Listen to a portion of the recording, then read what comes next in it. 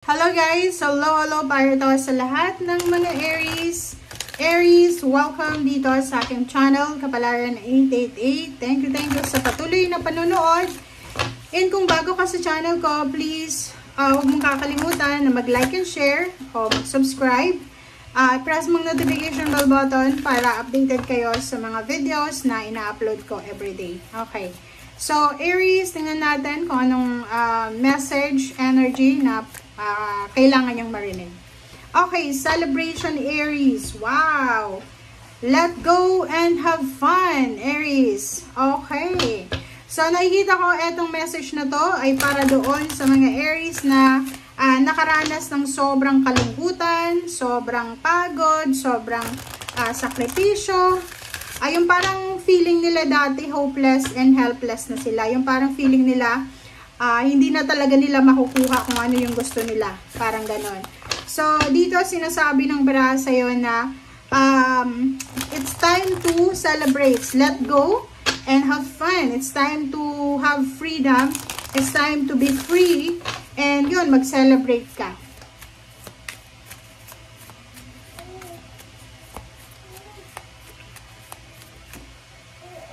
Okay, workaholic. Wow. Nako, Aries, dito to sa mga Aries na masyadong workaholic. Mga Aries na palagi na lang nagtatrabaho, wala nang oras para sa pagbabakasyon, wala nang oras para sa pamilya, wala nang oras para sa relationship, wala nang oras para sa kanilang sarili, kahit matulog, maligo, parang ganon. So, sinasabi ng bara sa'yo dito, Aries, na it's time to enjoy. It's time to make a pause. Okay? Take a pause. Small amount ng time para makapag-refresh, makapag-rest, makapag-rejuvenate ang kailangan mo, Aries. Okay? So, doon sa mga Aries na sobrang workaholic, yung wala ng oras para sa sarili nila, it's time to take a rest and celebrate. Okay? Kahit walang isi-celebrate, kung talagang kailangan maging masaya ka. Okay.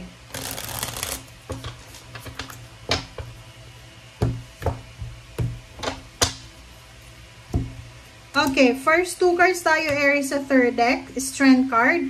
Wow, you're super lucky dito, Yung financial balance mo ay mas lalong magiging malakas.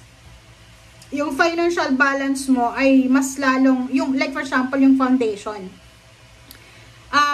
Foundation mo, like for example, yung kung ang foundation mo is money, financial, tangible, earthly things, sinasabi ng barahan na mas lalo itong magiging malakas. So, siguro for several years, hindi masyadong balanse yung pumapasok na pera, lumalabas na pera sa buhay mo. But this one, sinasabi ng baraha, huwag kang mag-alala kasi yung financial mo, both hands yan diba? Left and right na kamay mo may pera. So, sinasabi ng baraha na kung ngayon, habang nanonood ka, parang feeling mo kapos na kapos ka sa pera, huwag ka daw mag-alala kasi parating na yung financial boost or financial balance, stability, and security sa buhay mo. Okay? Okay, next card natin is Three of Pentacles. So, dito din, sinasabi ng barahan na merong mga Aries dito na siguro maraming beses ka na trinaydor, pinag-usapan, chinismis, binackstab, yun, trinaydor ka, pwedeng ng kaibigan, kapamilya, or kung sino man. Yung pagtatraydor na yun sa'yo ay parang yun yung dahilan, yun yung rason kung bakit nahihirapan kang magtiwala sa ngayon. Yung parang nadala ka ba, na-trauma ka sa mga pangtatraydor sa'yo.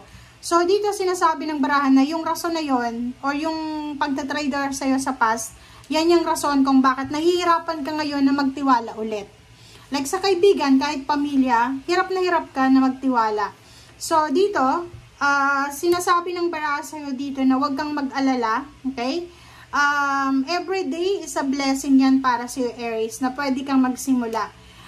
Sinasabi ng baraha sa'yo dito na isang exciting na future ang naghihintay sa'yo, Aries. So, kung ako sa'yo ngayon, kung halimbawa nawawalan ka ng pag-asa sa ngayon, naku, huwag kang mawalan ng pag-asa kasi kung makita mo dito sa Empress, sinasabi ng Empress na maraming magsisimula sa buhay mo in the coming months or years. Ito yung future siya, So, yung prediction sa'yo ng future mo is the Empress. So, ibig sabihin, pwedeng bagong kaibigan, bagong kakilala, bagong trabaho, bagong negosyo, bagong relationship, bagong mindset, bagong health regimen, bagong lifestyle, lahat pagbabago to ang darating sa'yo sa susunod na mga buwan, taon, or araw. Okay. So, dito sinasabi ng bara sa'yo na kung gusto mo daw maging masaya, okay, Aries, kung gusto mong maging masaya, nasa kamay mo, nasa desisyon mo yon kung talagang gusto mong maging masaya. Kumbaga, yung direksyon na gusto mong tahakin is nakadepende sa iyo yon. And yung result nun, depende din sa iyo yon. Okay? Queen of Swords, and then, wow. So, nakikita ko sa'yo dito na may Aries talaga na yung direksyon na gusto nilang tahakin is financial prosperity and abundance. So, siguro dati medyo tamad ka or dati hindi ka masyadong masipag or kung ano pa man. Pero ngayon nakikita ko sir dito na sobra-sobrang sipag mo and sobra-sobrang positive yung mindset mo sa ngayon.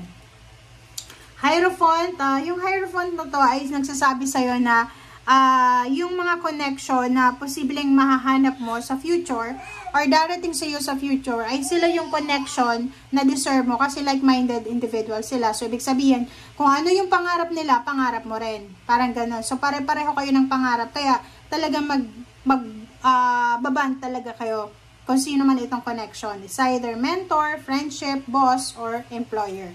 Okay, the Emperor. Yun nga yung sinasabi ko sa'yo dito. Ibabalik ng universe kung ano yung nawala sa'yo. Like for example, nawalan ka ng trabaho, nawalan ka ng tiwala, nawalan ka ng negosyo, or kung ano man itong nawala sa'yo, empowerment, strength, diba? Lakas loob. Pwedeng nawalan ka ng lakas loob dahil sa mga pinagdaanan mo. But now, sinasabi ng baraha, everything happens for a reason. Yung nangyari sa'yo sa nakaraan is way yun ng universe para mas lalo kang maging matatag. Diba? Napagtagumpayan mo, na-overcome mo. So, napatunayan mo sa sarili mo na kayang-kaya mong i-overcome yung lahat ng mga obstacles and challenges. Okay?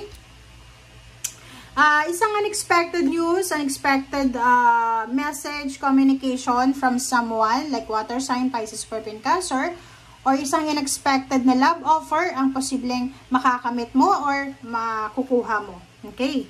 Eight of Swords, nakikita ko sa'yo dito na yung iba sa iyo dito, binibigyan ng chance or pagkakataon ng universe na makapag-relocate, makapag-travel, makahanap ng trabaho sa mas malayong lugar.